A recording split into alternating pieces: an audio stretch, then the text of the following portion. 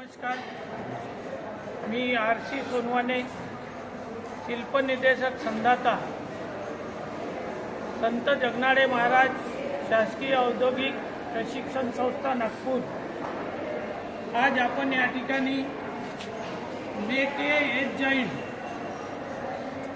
2 mm thick by gas without filler rod म्हणजे edge joint gas वेल्डिंगच्या माध्यमातून कशा प्रकारे तयार करता येईल त्याबद्दल आपण या ठिकाणी माहिती बघणार आहोत। आणि त्या ठिकाणी अंतर्भूत असलेले कौशल्य म्हणजे स्किल, कोणकोणते स्किल त्या ठिकाणी आपल्याला वापरावून एज जॉइंट कशा प्रकारे तयार करता येईल त्याबद्दल आपण या ठिकाणी माहिती बघत आहोत। प्रथम आपण MS शीटमधून 150 मिलीमीटर बाय 50 बाय 2 मिलीमीटर लांबीचे 2 पीस चिजल आणि हॅमरच्या माध्यमातून कट केले। कट केल्याच्या नंतर त्यांना स्क्वेअर एजमध्ये मिळवण्यासाठी आपण त्या 2 प्लेटा बेंच वाईजमध्ये बांधून घेऊ। बांधून घेतल्याच्या नंतर फ्लॅट फाईलच्या माध्यमातून त्या दोन्ही कळा आपण त्या ठिकाणी मिळवू। आणि कळा मिळवल्याच्या नंतर किंवा दोन्ही प्लेटा स्क्वेअर एजमध्ये आल्याच्या नंतर आपण त्यांना स्ट्रीपच्या जाडी एवढी म्हणजे स्ट्रीप 2 मिलीमीटर जाडीची असेल तर आपण 2 मिलीमीटर त्याच्या अंतर घेऊ। आणि अंतर गेल्याच्या नंतर आपण त्याला 90च्या कोनामध्ये वाघ देऊ। वाघ देत असताना दोन्ही प्लेटांना सारख्या प्रमाणामध्ये त्या ठिकाणी आपल्याला वाघ द्यावा लागेल। आणि वाघ दिल्याच्या नंतर दोन्ही प्लेटा आपण आमोरासमोर ठेवून त्या ठिकाणी आपल्याला वाघ दिलेल्या वाघावरती किंवा 90 डिग्रीमध्ये झुकवलेल्या प्लेटांच्या कडांवरती दोन्ही साईडला आपण त्या ठिकाणी पॅकिंग करून घेऊ। अशा माध्यमातून त्या ठिकाणी आपण एज जॉइंट बाय गॅस हा जॉब तयार करण्यासाठी आपण प्लेटांना त्या ठिकाणी रेडी करू। तर तयार झालेल्या प्लेटांवरती आपण 2 mm एवढं अंतर घेऊ। आणि अंतर घेतल्याच्या नंतर त्या ठिकाणी आपण या स्केलच्या माध्यमातून आणि स्क्रायबरच्या माध्यमातून त्या ठिकाणी आपण एक सरळ रेस ओढू। आणि रेस ओढत असताना आपण या ठिकाणी दोन्ही प्लेटांवरती सारख्या प्रमाणामध्ये मार्किंग यायला पाहिजे याची आपण त्या ठिकाणी पुरेपूर दक्षता घेऊ। त्यानंतर या प्लेटांना आपण बेंच वाईजमध्ये बांधू, जेणेकरून आपल्याला या प्लेटांना त्या ठिकाणी आपल्याला 90 डिग्रीमध्ये वाघ देणं योग्य होईल। बेंच वाईजमध्ये बांधत असताना पूर्णपणे त्या ठिकाणी बेंच वाईज हा घट्ट असायला पाहिजे। बघा, याप्रमाणे आपण याला व्हाईसमध्ये बांधून घेतला आहे। बांधून घेतल्याच्या नंतर त्याला आपण हॅमरच्या माध्यमातून म्हणजे बॉलपेन हॅमरच्या माध्यमातून आपण त्याला वाघ देत असताना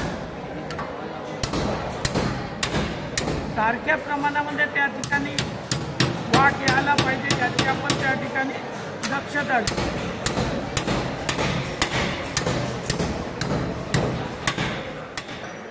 तर आपण प्लेटांना 90च्या कोनामध्ये वाघ दिलेला आहे।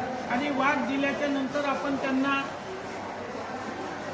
गॅस वेल्डिंग टेबलावरती ठेवल्याच्या नंतर आपण त्यांना गॅसच्या माध्यमातून काय करणार आहोत, पॅकिंग करणार आहोत। पॅकिंग करत असताना 30 मिलीमीटर एवढ्या अंतरावर त्याला आपल्याला टॅकिंग करून घ्यायचं आहे। पॅकिंग करत असताना किंवा पॅकिंग करण्याच्या आधी आपल्याला गॅस फ्लेम तयार करावी लागेल। आणि MS मटेरियल असल्यामुळे आपल्याला त्या ठिकाणी न्यूट्रल फ्लेमचा वापर करावा लागेल। न्यूट्रल फ्लेम बनवत असताना त्या ठिकाणी 50% एसिटिलीन आणि 50% ऑक्सिजन आपल्याला द्यावं लागेल। आणि त्या माध्यमातून न्यूट्रल फ्लेम आपण त्या ठिकाणी तयार करून घेऊ। न्यूट्रल फ्लेम तयार करत असताना त्या फ्लेमचा इनर कोन हा इंग्रजी U आकारासारखा दिसायला पाहिजे, म्हणजेच आपल्याला ओळखता येईल की त्या ठिकाणी आपण तयार केलेली फ्लेम ही न्यूट्रल आहे। कारण की MS वेल्डिंगसाठी आपल्याला त्या ठिकाणी न्यूट्रल फ्लेमची आवश्यकता भासत असते। आणि अशा माध्यमातून आपण त्या ठिकाणी टॅकिंग करू। आणि टॅकिंग केल्याच्या नंतर त्या ठिकाणी एज जॉइंट आपण हा वेल्डिंगच्या माध्यमातून पूर्ण करणार आहोत। तर आपण त्या ठिकाणी आपण वेल्डिंगला आता सुरुवात करत आहोत। सर्वात प्रथम आपण एसिटिलीन वायूचा पुरवठा करू।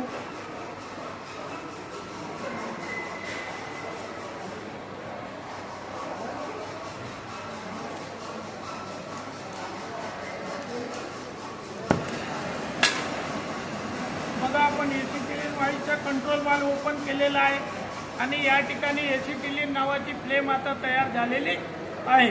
आपल्याला न्यूट्रल फ्लेमची आवश्यकता असल्यामुळे आपण काय करू, न्यूट्रल फ्लेम या ठिकाणी तयार करू। आणि न्यूट्रल फ्लेम तयार करण्यासाठी आपल्याला या ठिकाणी काय करावं लागेल, ऑक्सिजनचा पुरवठा करावा लागेल, कारण की ऑक्सिजन दिल्याच्या नंतर आपण त्या ठिकाणी न्यूट्रल फ्लेम तयार करू शकतो।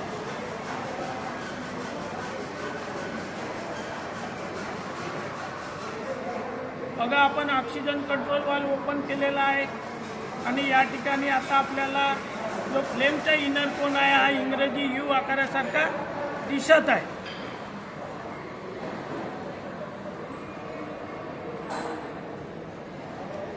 तयार झालेली आहे न्यूट्रल फ्लेम इंग्रजी यू आकारासारखा आपल्याला त्याचा इनर कोन दिसत आहे प्रत्येकाने। बघा बरोबर आहे।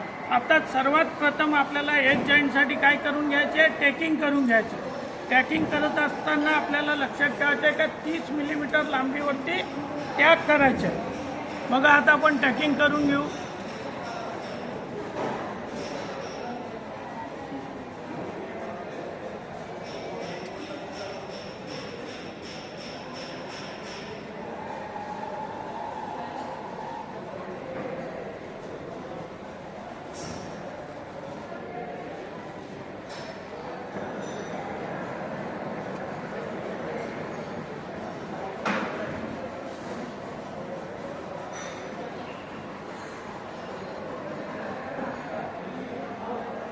तर टॅकिंग करत असताना ब्लो पाईपचा एंगल हा वेल्ड लाईनशी किती असायला पाहिजे, 60 ते 70 डिग्रीमध्ये असायला पाहिजे।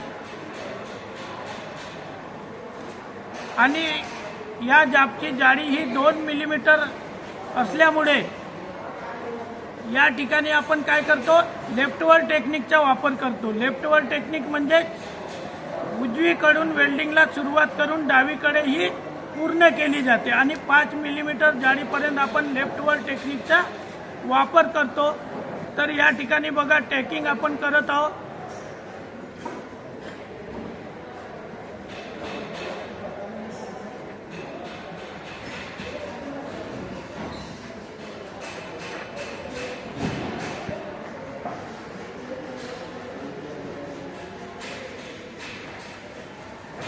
टॅकिंग पूर्ण झालेली आहे। आता आपल्याला काय करून घ्यायचं आहे, वेल्डिंग।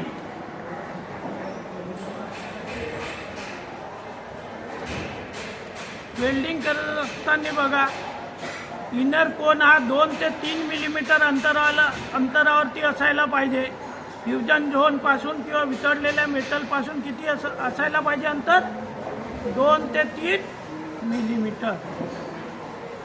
इनर कोन त्या ठिकाणी टच होणार नाही याची तुम्हाला पुरेपूर दक्षता घ्यायची आहे। प्रिकॉशन महत्वाची आहे। जर इनर कोन टच झाला त्या ठिकाणी तर काय होईल, बॅकफायर होऊ शकते, बॅकफायर होईल किंवा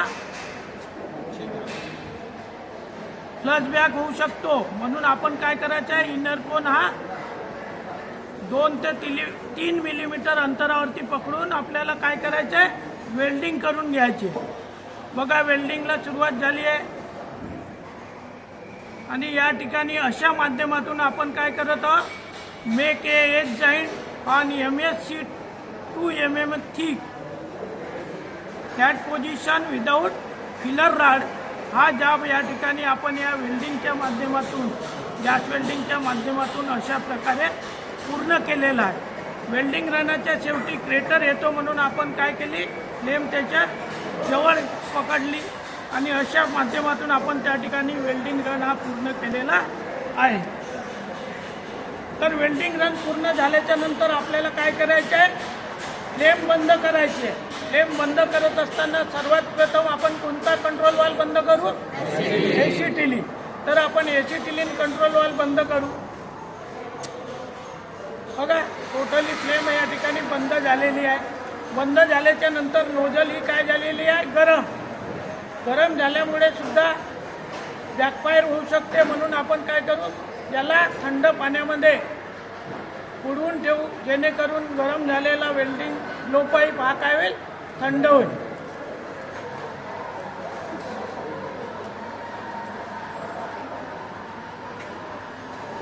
त्यानंतर आपल्याला काय करायचं आहे, आपण फ्लेम बंद केली. बंद केल्याच्या नंतर आपण काय करू, स्पिंडल कीच्या माध्यमातून सर्वात प्रथम काय करायचं आहे, सिलेंडर वाल्व बंद करून घ्यायचं. आधी एसिटिलीन सिलेंडर वाल्व बंद करा. वाल्व बंद केल्याच्या नंतर पाईपमध्ये होस पाईपमध्ये असलेली एसिटिलीन वायू हा काय करायचा आहे, कंट्रोल वाल्व ओपन करून बाहेर सोडून घ्या. त्यानंतर कंट्रोल वाल्व बंद करा, क्लोज करा. राहिलं आपल्याकडे दुसरं म्हणजे O2 ऑक्सिजन सिलेंडर वाल्व बंद करा. सिलेंडर वाल्व बंद केल्याच्या नंतर त्या पाईपमध्ये असलेला जो काही गॅस असेल तो गॅस तुम्हाला कंट्रोल वाल्व ओपन करून बाहेर सोडायचा आहे. पण जेणेकरून कुठल्याही प्रकारची गॅस त्या होस पाईपमध्ये राहता कामा नये. कारण की गॅस वेल्डिंग प्लांट किंवा गॅसच्या माध्यमातून कोणतेही काम करत असताना तुम्हाला प्रिकॉशन खूप महत्त्वाची घ्यायची आहे. जर प्रिकॉशन घेतली नाही तर कुठल्याही प्रकारचा त्या ठिकाणी धोका होऊ शकतो. तर एवढं काम झाल्याच्या नंतर आता आपल्याकडे दुसरं काम कोणतं राहिलं, प्रेशर ॲडजस्टिंग स्क्रू हा काय टाईट केलेला आहे. आता तो प्रेशर ॲडजस्टिंग स्क्रू तुम्हाला काय करून घ्यायचा आहे, लूज करून घ्यायचा आहे. आपण वेल्डिंग टॉर्च किंवा वेल्डिंग ब्लो पाईप आपण पाण्यामध्ये थंड केला, प्रेशर ॲडजस्टिंग स्क्रू आपण फेल केला म्हणजे लूज केला.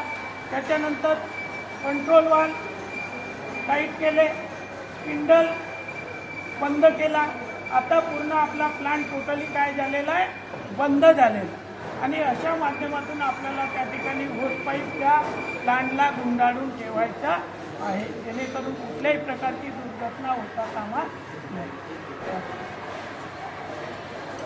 वेल्डिंग झाल्याच्या नंतर जाब टोटली गरम असतो आणि गरम असल्यामुळे आपण काय केलं, त्याला पातळ असल्यामुळे आपण प्लायरच्या माध्यमातून त्याला घट्ट पकडलेलं आहे आणि वायर ब्रशच्या माध्यमातून त्याच्यावरती जे काही स्लॅग असेल ती स्लॅग किंवा ऑक्साईड ते आपण या ठिकाणी बाहेर काढत आहोत.